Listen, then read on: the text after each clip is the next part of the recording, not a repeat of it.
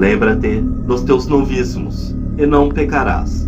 Eclesiastes, capítulo 7, versículo 40. Recomenda a Sagrada Escritura. Os novíssimos do homem são as últimas coisas que a ele ocorrerão, ou seja, a morte, o juízo particular, o céu, o inferno, o purgatório, o fim do mundo, a ressurreição dos mortos e o juízo final.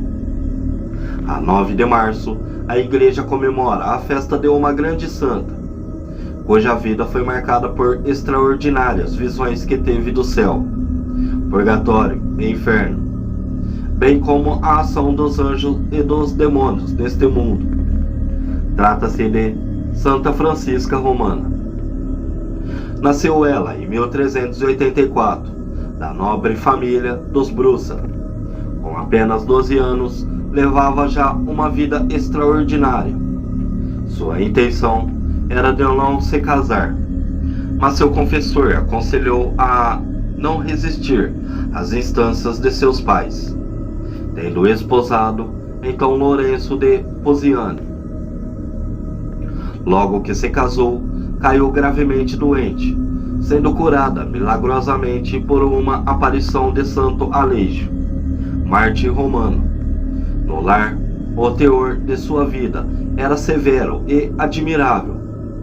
Desde o seu restabelecimento, Francisca dedicou-se largamente às obras de caridade, junto à cunhada Vanosa.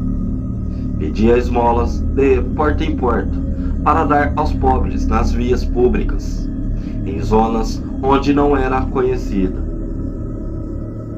Deus abençoou seu matrimônio, concedendo-lhe 6 filhos. O falecimento do filho João, ainda criança, constituiu uma das alegrias de sua existência. Teve ele uma morte extraordinária, e disse ao expirar: vejo Santo Antônio e Santo Onofre, que vêm buscar-me para me levarem ao céu. Vários fatos de transcendências públicas influenciaram sua vida. A tomada de Roma pelo rei de Nápoles, que desencadeou uma série de catástrofes sobre sua família. O exílio do Papa Eugênio IV, em virtude da guerra entre florentinos e milaneses, e etc. Ainda em casa do esposo, congregou em torno de si muitas senhoras da melhor sociedade romana, com o fim de se animarem na prática da piedade e virtudes cristãs. Formou-se a primeira organização de senhoras, que em 1431 recebeu uma regra própria, dando origem às Oblatas de Santa Francisca Romana, cujo pequeno convento tinha o pitoresco nome de Tor de Speche.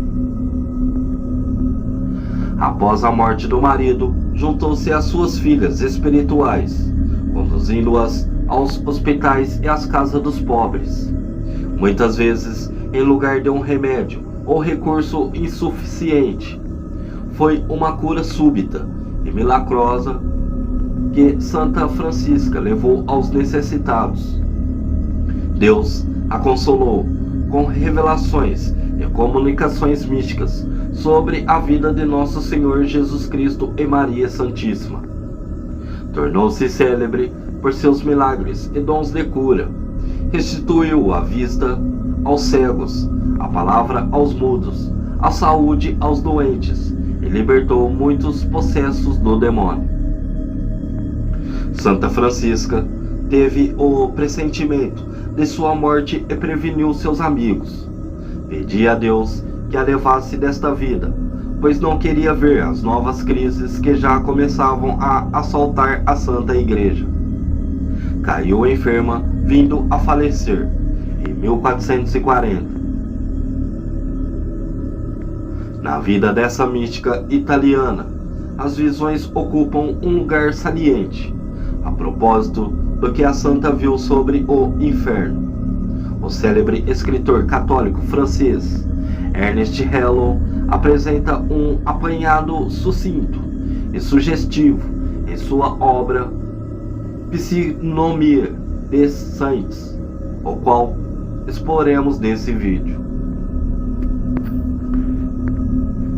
Inúmeros suplícios, tão variados quanto os crimes, foram mostrados à santa em detalhes.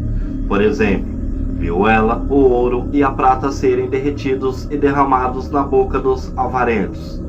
A hierarquia dos demônios, suas funções, seus tormentos, os diversos crimes aos quais presidem, foram-lhe apresentados.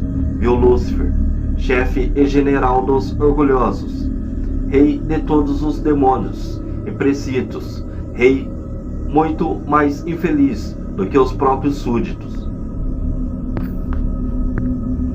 O inferno é dividido em 3 partes: o superior, o do meio e o inferior. Lúcifer encontra-se no fundo do inferno inferior. A Lúcifer, chefe universal, subordinam-se 3 outros demônios, os quais exercem império sobre os demais. 1. Asmodeu, que preside os pecados da carne, e era antes da queda um querubim. 2. Mamon, que preside os pecados da avareza, era um trono.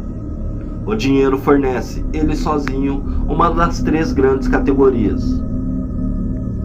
3. Beelzebu, preside aos pecados de idolatria. Tudo que tem em algo a ver com magia, espiritismo, é inspirado por Beelzebu. Ele é de um modo especial o príncipe das trevas, e mediante as trevas ele é atormentado e atormenta suas vítimas. Uma parte dos demônios permanece no inferno, a outra no ar, e uma terceira atua entre os homens, procurando desviá-los do certo caminho. Os que ficam no inferno dão ordens e enviam seus embaixadores. Os que residem no ar agem fisicamente sobre as mudanças atmosféricas e telúricas, lançando por toda a parte suas más influências, empestando o ar física e moralmente. Seu objetivo é debilitar a alma. Quando os demônios encarregados da terra veem uma alma enfraquecida pelos demônios do ar, eles a atacam no seu ponto fraco, para vencê-la mais facilmente. É o momento em que a alma não confia na providência. Essa falta de confiança, inspirada pelos demônios do ar, prepara a alma para a queda solicitada pelos demônios da terra. Assim, enfraquecidos pela desconfiança, os demônios inspiram na alma o orgulho, em que ela cai tanto mais facilmente quanto mais fraca está. Quando o orgulho aumentou sua fraqueza, vêm os demônios da carne, que atacam seu espírito. Quando os demônios da carne aumenta mais ainda a fraqueza da alma, vêm os demônios que insuflam os crimes do dinheiro. E quando esses diminuíram ainda mais os recursos de sua resistência, chegam os demônios da idolatria, os quais completam e concluem o que os outros começaram.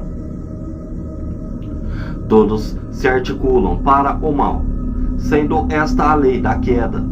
Todo pecado cometido e do qual a alma não se arrependeu, prepara-a para outro pecado. Assim, a idolatria, a magia, o espiritismo esperam no fundo do abismo aqueles que foram escorregando de precipício em precipício. Todas as coisas da hierarquia celeste são parodiadas na hierarquia infernal. Nenhum demônio pode tentar uma alma sem a permissão de Lúcifer. Os demônios que estão no inferno sofrem a pena do fogo. Os que estão no ar ou na terra não sofrem atualmente tais penas, mas padecem outros suplícios terríveis, e particularmente a visão do bem que praticam os santos. O homem que faz o bem inflige aos demônios um tormento indescritível. Quando Santa Francisca era tentada, sabia pela natureza e violência da tentação, de que altura tinha caído o anjo tentador e que a hierarquia pertencera. Quando uma alma cai no inferno, seu demônio tentador é felicitado pelos demais. Mas, quando a alma se salva, o demônio tentador recebe insulto dos outros, que o levam para Lúcifer, e este lhe inflige um castigo a mais, além das torturas que já padece. Este demônio entra às vezes no corpo de animais ou homens. Ele finge ser a alma de um morto. Quando um demônio consegue perder-se a alma, após a condenação desta transforma-se em tentador de outro homem, mas torna-se mais hábil do que foi a primeira vez. Aproveita-se da experiência que a vitória lhe deu, tornando-se mais forte para perder o homem. Santa Francisca observava um demônio em cima de alguém que estivesse em estado de pecado mortal. Confessado o pecado, via ela o mesmo demônio ao lado da pessoa. Após uma excelente confissão, o anjo mau ficava enfraquecido e a tentação não tinha mais o mesmo grau de energia. Ao ser pronunciado santamente o nome de Jesus, Santa Francisca via os demônios do ar, da terra e do inferno inclinarem-se com sofrimentos espantosos, tanto maiores quanto mais santamente o nome de Jesus fora pronunciado. Se o nome de Deus é pronunciado em meio às blasfêmias, os demônios ainda assim são obrigados a se inclinar. Mas um certo prazer é misturado à dor causada pela homenagem que são obrigados a render. Se o nome de Deus é blasfemado por um homem, os anjos do céu inclinam-se também, testemunhando um respeito imenso. Assim os lábios humanos, que se movem tão facilmente e pronunciam tão levianamente o nome terrível, produzem em todos os mundos efeitos extraordinários e ecos, dos quais o homem não é capaz de compreender nem a intensidade, nem a grandeza.